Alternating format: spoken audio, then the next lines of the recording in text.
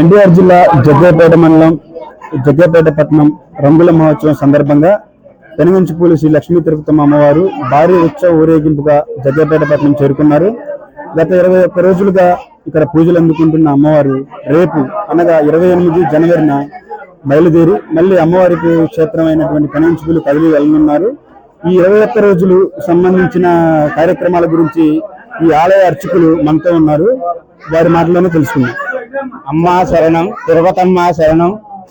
ఈ 5/1/2026 అమ్మవారు పెనుగంచిప్రోలు నుంచి జగ్గయ్యపేట రంగుల మహోత్సవానికి జగ్గయ్యపేట వచ్చి 21 రోజులు రంగుల మహోత్సవం ముగించుకొని 28/1/2026 ఉదయం 6:11 అమ్మవారు జగ్గయ్యపేట నుంచి అంగరంగ వైభవంగా పల్లకీల్లో బయలుదేరి చిల్లకల్లు, జగ్గయ్యపేట, చిల్లకల్లు, మక్కపేట, భీమవరం, లింగగూడెం మీదుగా పెనుగంచిప్రోలు చేరుకుంటుంది. పెనుగంచిప్రోలు చేరుకున్న అనంతరం 1/1/2026 అమ్మవారికి మాఘశుద్ధ పౌర్ణమి రోజున అంగరంగ వైభవంగా కళ్యాణ మహోత్సవం జరుగుతుంది.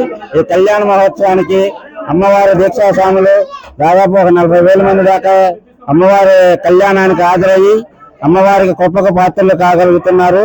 అదేవిధంగా ఈ రోజు లాస్ట్ రోజు కావడంతో భక్తులు అధిక సంఖ్యతో రావడంతో భక్తులు చాలా కోలాహలంగా జగ్గయ్యపేటలో అమ్మవారి దగ్గర దర్శనం చేసుకొని ఉన్నారు.